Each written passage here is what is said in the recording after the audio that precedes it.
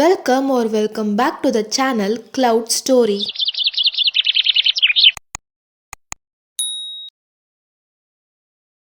இன்னைக்கு நம்ம பார்க்க போகிற anime Erased episode number 3. First எபிசோடும் செகண்ட் எபிசோடும் பார்க்காதவங்க அதை பார்த்துட்டு வந்துடுங்க. அப்போ தான் இந்த எபிசோட் நல்லா புரியும். சட்டோரு யோசிப்பா மார்ச்சில் தான் காயோவை கடத்திருப்பாங்க. ஆனால் அந்த மார்ச்சில் எந்த டேட்டில் கடத்தினாங்கன்னு எனக்கு தெரியாது. அவன் லைப்ரரி போயிட்டு படித்த புக்கில் 3 பேர் போட்டிருக்கோம். அந்த புக்கில் காயோவுக்கு மட்டும் 10 வயசு இருக்கும். அப்படின்னா அவளோட பர்த்டேக்கு முன்னாடி தான் அவளை கடத்திருக்காங்கன்னு சொல்லிட்டு சட்டோருக்கு தெரிய வரும். இப்போ நான் மார்ச் 1க்கும் அவள் பர்த்டேக்கும் நடுவில் இருக்கிற டேல தான் அவளை கடத்திருக்காங்க. அந்த டேவை நான் எட்ஸ்டேன்ட்டு சொல்கிறேன். அந்த டேவை நான் கண்டுபிடிச்சி ஆகணும்னு சொல்லிட்டு சொல்லுவான். அடுத்த நாள் ஸ்கூலில் சட்டோரோக்கும் ஹமாடாக்கும் 1-on-1 ஸ்கேட்டிங் மேட்ச் நடக்கும். ஹமாடான்ற பையன் ஸ்கேட்டிங் பண்ணுறதுல ரொம்ப திறமைசாலி. காயோ சட்டோரோக்கு ஆல் தி பெஸ்ட் சொல்கிறான், நல்லா பண்ணுன்னு.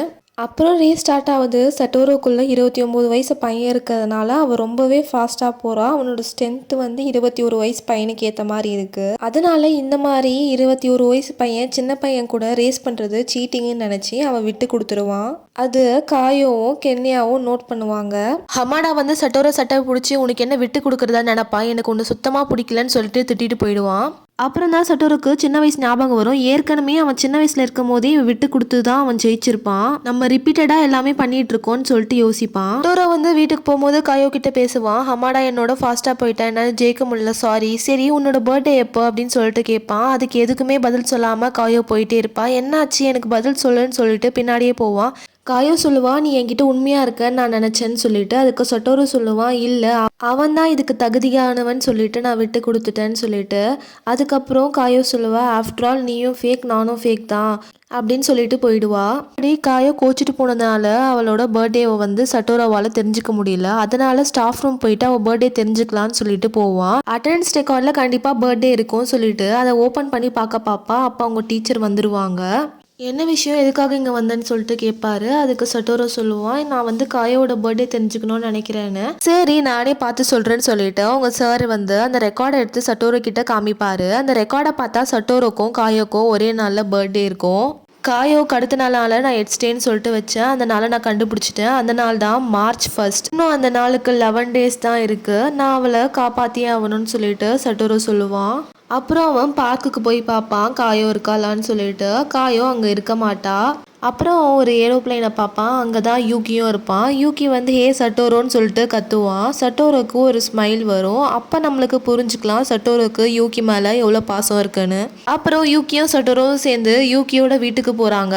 அவங்க 2 பேரும் ஜாலியாக நிறைய விஷயம் பேசிகிட்டு இருக்காங்க. சட்டோரோ ரொம்ப நாள் கழிச்சு யூகியை பார்க்கறதுனால ரொம்ப சந்தோஷமாக பேசிகிட்டு இருக்கான். உனக்கு காயோன்ற பொண்ணு தெரியுமான்னு சொல்லிட்டு சட்டோரோ கேட்குறான். அப்போ யூகி சொல்கிறான், தெரியுமே, அவன் கிளாஸ் தானே படிக்கிறா, எப்போவுமே பார்க்கில் தனியாக இருப்பா அப்படின்னு சொல்லிட்டு சொல்லுவான். சட்டோரோ யூகியோட ஷெல்ஃப்ல அடல்ட்ஸ் புக்ஸ்லாம் பார்ப்பான். அப்போ அதை மூடிட்டு யூகி சாரி கேட்பான். சட்டோருக்கு ஞாபகம் வரும், சின்ன வயசுல காயோ யூகியை கடத்திட்டான்னு சொல்லிட்டு இன்வெஸ்டிகேஷன் நடக்கும்போது யூகியோட பிளேஸ்ல நீ ஏதாச்சும் அன்கம்ஃபர்டபுளா பாத்தியான்னு சொல்லிட்டு கேட்பாங்க. அதை யோசிச்சு பார்ப்பான். அதுக்கப்புறம் இவன் டைம் ஆயிடுச்சுன்னு சொல்லிட்டு கிளம்ப பார்ப்பான். அப்போ யூகி சட்டோரோ பார்த்து சொல்லுவான், நீ ரொம்ப மெச்சூரா இருக்க அப்படின்னு சொல்லிட்டு.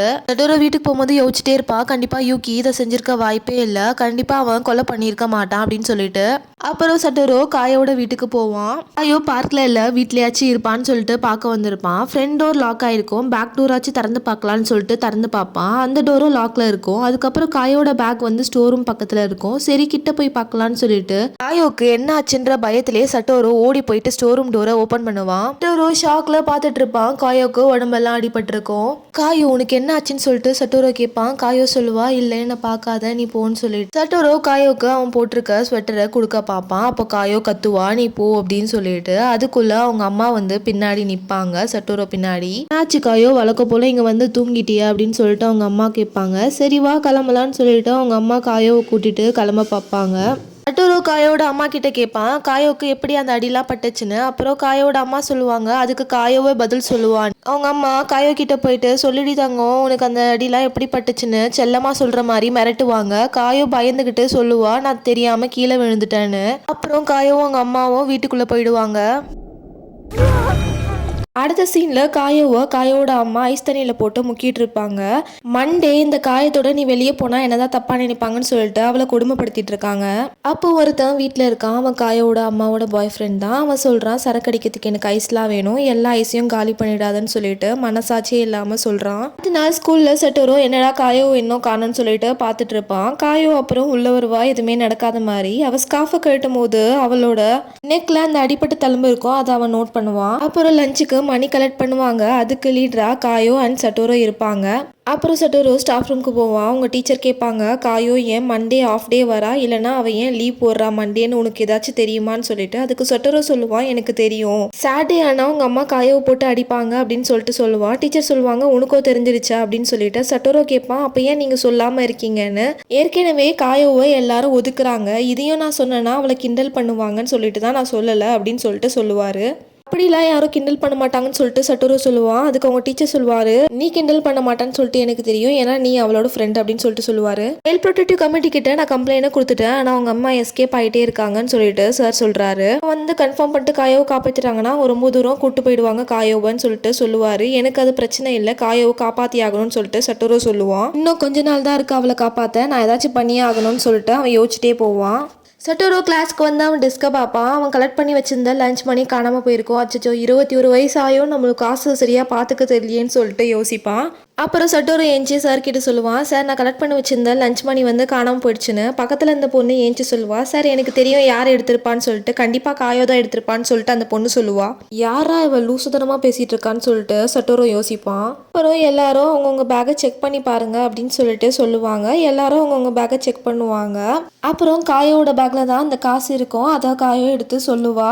சட்டோரோ பக்கத்தில் இருக்க பொண்ணு, பாத்தீங்களா நான் சொன்னது கரெக்ட் ஆயிடுச்சு அப்படின்னு சொல்லிட்டு சொல்லுவா. அதுக்கப்புறம் சட்டோரோ கத்துவான், வாயை மூடுன்னு சொல்லிட்டு. அவ எதையும் யார்கிட்ட இருந்தும் திருட மாட்டான்னு சொல்லிட்டு கத்துவான். அவன் கத்தன உடனே மிஸ் ஆட்டும் அந்த பக்கத்துல இருந்த பொண்ணு பயந்துருவா. கென்யாவோ சொல்லுவான், யாராச்சும் சட்டோரோ கிட்ட இருந்து எடுத்து காயோவோட பேக்குள்ள வச்சு காயோவை மாட்டி விட பிளான் பண்ணிருக்கலாம்னு சொல்லிட்டு. அப்புறம் சாரோ சொல்லுவாரு, காயோ தான் இந்த லஞ்ச் மணியை கலெக்ட் பண்ணதுக்கான லீடர், அவ கண்டிப்பா திருடி இருக்க மாட்டான்னு சொல்லிட்டு. அடுத்த சீன்ல சட்டோரோவும் காயோவும் கிளாஸ்லாம் கிளீன் பண்ணிட்டு டஸ்ட்பின்ல குப்பை போடலான்னு சொல்லிட்டு போவாங்க. அப்போ காயோ சட்டோரோ கிட்ட சொல்லுவா, எனக்காக பேசுனதுக்கு ரொம்ப நன்றின்னு சொல்லிட்டு. அப்போ சட்டோரோ சொல்லுவா, நீ இருக்க மாட்டான்னு சொல்லிட்டு எனக்கு தெரியும் அப்படின்னு சொல்லிட்டு சட்டோரோ சொல்லுவான். 3rd ஸ்டாண்டர்ட் படிச்சுட்டு இருக்கும் போது அந்த பொண்ணுக்கோ எனக்கோ ஆகாது. அந்த பொண்ணு என் பென்சிலை பார்த்து கிண்டல் பண்ணா, அவளோட பென்சிலை நான் எடுத்து வெளியே போட்டுட்டேன். இன்னொரு நாள் அவளோட கிறிஸ்மஸ் ட்ரீயை பார்க்கறதுக்கு அவளோட வீட்டுக்கு என்னை இன்வைட் பண்ணியிருந்தா. நான் போனப்ப இந்த கிறிஸ்மஸ் ட்ரீலாம் அவங்க வீட்டில் இருக்க வாய்ப்பே இல்லைன்னு சொல்லிட்டு எல்லாரும் முன்னாடியே என்ன அசிங்கப்படுத்திட்டா. அப்புறம் சட்டோரோ கேட்பா, நம்ம கிறிஸ்மஸ் ட்ரீயை பார்க்க இன்னைக்கு போலாமான்னு சொல்லிட்டு. அதுக்கு காயோ அமைதியா இருப்பா. ஆனா சட்டோரோ பேக் எடுத்துட்டு ஸ்வெட்டர் எடுத்துட்டு சட்டோரோ கிட்ட ஒரு புது கிளவுஸ் இருக்கும், அந்த கிளவுஸை காயோ கிட்ட கொடுத்து, இந்தா இது போட்டுக்கோ, அங்க ரொம்ப குளிரும்னு சொல்லிட்டு சொல்லுவான். அதுக்கு காயோ சொல்லுவா, நான் வரேன்னு சொல்லவே இல்லையே அப்படின்னு சொல்லிட்டு. அடுத்த சீன்லயே அவங்க மவுண்டெயின்ல தான் இருக்காங்க அந்த கிறிஸ்மஸ் ட்ரீயை பார்க்கறதுக்காக. இங்க நிறைய இருக்கும்னு சொல்லிட்டு சொல்லுவான். அப்போ ஒரு 2 நரி வந்து இவங்க 2 பேரையும் சுத்திட்டே இருக்கும். 18 வருஷத்துக்கு முன்னாடி இதெல்லாம் நான் தனியா அனுபவிச்சேன், ஆனா இப்ப காயோ என் கூட இருக்கான்னு சொல்லிட்டு சட்டோரோ யோசிப்பான். காயோ பயத்துல சட்டோரோ கையை ரொம்ப டைட்டா பிடிச்சிட்டு இருப்பான். அதுக்கப்புறம் 2 பேரும் அதை நோட்டீஸ் பண்ணி விலகி போயிடுவாங்க. சட்டோரோ சொன்ன கிறிஸ்மஸ் ட்ரீக்கு 2 பேரும் வந்துருவாங்க. இந்த அழகான ராத்திரியில இந்த அழகான ட்ரீயை பார்க்க ரொம்ப அழகா இருக்குன்னு சொல்லிட்டு 2 பேரும் ரசிச்சுட்டு இருப்பாங்க. இந்த சைடு ஸ்கூல்ல காட்டுறாங்க. ஸ்கூல்ல 2 பேரும் நின்று பேசிட்டு இருக்காங்க. அது யாருன்னு பார்த்தா டீச்சரும் கென்யாவும். அவ்வளோதான் ஃப்ரெண்ட்ஸ், இதோட 3rd எபிசோட் முடியுது. இதுக்கப்புறம் வர எபிசோட்ஸ்லாம் பார்க்கணுன்னா இந்த சேனலை சப்ஸ்கிரைப் பண்ணிக்கோங்க. தேங்க்ஸ் ஃபார் வாட்சிங். பாய் பாய்.